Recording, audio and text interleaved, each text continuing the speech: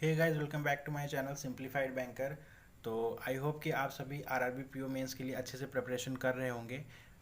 Last video में मैंने अपना स्कोर कार्ड शेयर किया था और बताया था कि एग्ज़ाम लास्ट ईयर कैसा आया था। तो जिसने वीडियो नहीं देखा है तो वो प्लीज़ जाकर देख सकता है, लिंक मैं डिस्क्रिप्शन में दे दूँगा। और इस वीडियो में हम बात करते हैं कि आने वाले डेज़ के लिए हमारी आरआरबी पीओ मेंस के लिए क्या अप्रोच होनी चाहिए, क्या हमारी तैयारी होनी चाहिए। तो जैसा कि आप लोगों को पता है कि 5 सेक्शंस होते हैं: रीजनिंग, क्वांट, हिंदी या इंग्लिश, कंप्यूटर अवेयरनेस और जनरल अवेयरनेस। और टोटल टाइम हमारे पास 120 मिनट का होता है, कंपोजिट टाइम होता है। तो क्या हमें इस आरआरबी के एग्ज़ाम में सबसे पहली चीज़ हमारी टाइम मैनेजमेंट होती है। टाइम मैनेजमेंट इज़ अ की ऑफ आरआरबी एग्जामिनेशन, ठीक है। तो उसके लिए हमें क्या करना होगा कि सबसे पहले हमें मैक्सिमम टाइम अपने दिन का जो है वो जनरल अवेयरनेस को देना होगा। जनरल अवेयरनेस हमें बहुत अच्छे से पढ़नी होगी। और फिर उसके बाद बचा हुआ टाइम कंप्यूटर अवेयरनेस को पढ़ना होगा, ठीक है। और उसके बाद हम क्या करेंगे कि हम एक मॉक टेस्ट पर डे देंगे, ठीक है, विद टाइमर देंगे। एक mock test per day with timer देंगे। टाइमर इसलिए बहुत ज़्यादा ज़रूरी है क्योंकि टाइम मैनेजमेंट हमें सीखना है। जितना ज़्यादा से ज़्यादा हम मॉक देंगे विद टाइमर, हम टाइम मैनेजमेंट उतना ज़्यादा अच्छे से सीखेंगे।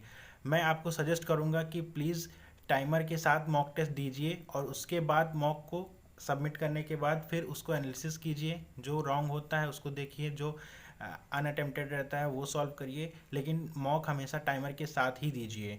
प्लस मॉक टेस्ट देने के बाद, एनालिसिस करने के बाद हमारे पास हम क्या कर सकते हैं, हम अड्डा की क्विजेस को सॉल्व कर सकते हैं। अड्डा या प्रैक्टिस मॉक या ग्रेड अप, जहाँ से भी आपको सही लगता है आप क्विजेस को सॉल्व कर सकते हैं।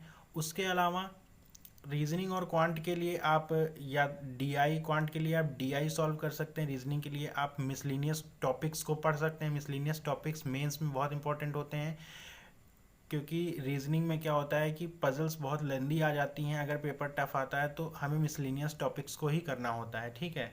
और बात करते हैं अगर हम हिंदी और इंग्लिश की, तो हिंदी में क्या है कि हमें मॉक टेस्ट देना है, क्विजेस देनी है जितनी मैक्सिमम दे सकते हैं। उसके अलावा अगर हमारे पास टाइम बचता है तो हम रीडिंग हैबिट को डेवलप करेंगे।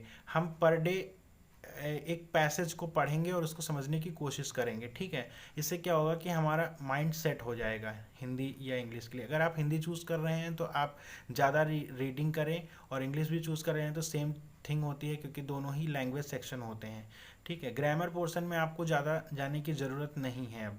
और बात करते हैं अगर हम कंप्यूटर अवेयरनेस की, तो कंप्यूटर के लिए हमें क्या करना है कि सबसे पहले हम बेसिक पढ़ेंगे किसी भी बुक से, या फिर हम कंप्यूटर अड्डा के कैप्सूल से पढ़ सकते हैं। अड्डा के कैप्सूल से हम पहले तो बेसिक क्लियर करेंगे, टॉपिक वाइज क्या क्या चीज़ कैसे होती है।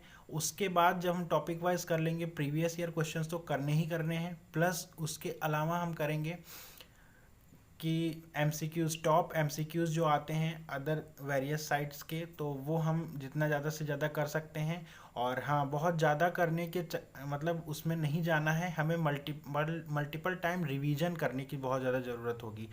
जो भी सोर्स से हम पढ़ रहे हैं उसको हमें ज़्यादा से ज़्यादा रिवाइज करना होगा। ऐसा नहीं है कि हम बहुत ज़्यादा सोर्सेज से पढ़ ले रहे हैं और जो हमारा ओरिजिनल सोर्स है हम उसके क्वेश्चंस को भूल जा रहे हैं। ऐसा नहीं करना है, बिल्कुल भी ऐसी गलती नहीं करनी है। सेम चीज़ जनरल अवेयरनेस के लिए, जो भी सोर्स हमने पढ़ रखा है उसको हमको मल्टीपल टाइम रिवाइज करना है। और उसके बाद अगर टाइम बचता है तो हम अदर सोर्सेज के टॉप क्वेश्चंस को देख सकते हैं और उनको भी मल्टीपल टाइम रिवाइज कर सकते हैं। अगर आपने डेली वाइज करंट अफेयर्स पहले से पढ़ रखी है, वेल एंड गुड। अगर नहीं पढ़ रखी है तो भी आप टॉप क्वेश्चंस को पढ़ सकते हैं, उनको रिवाइज कर सकते हैं। जितना ज़्यादा से ज़्यादा आप कर सकते हैं करिए। रिवीजन इसमें बहुत इम्पॉर्टेंट होता है, कंप्यूटर अवेयरनेस में और जनरल अवेयरनेस में। तो मॉक टेस्ट देना है, प्लस क्विजेस सॉल्व करनी है, प्लस जनरल अवेयरनेस और कंप्यूटर अवेयरनेस के लिए अलग से टाइम देना है। वेटेज मार्क्स होता है, रीजनिंग और क्वांट में वेटेज ज़्यादा होता है। एक क्वेश्चन 1.25 मार्क का होता है, तो इस चीज़ को हमें ध्यान रखना है। अगर हमारा पेपर इजी आता है, अगर हमारे लास्ट ईयर की तरह रीजनिंग और क्वांट इजी आती है तो हमें ज़्यादा से ज़्यादा अटेम्प्ट करने हैं।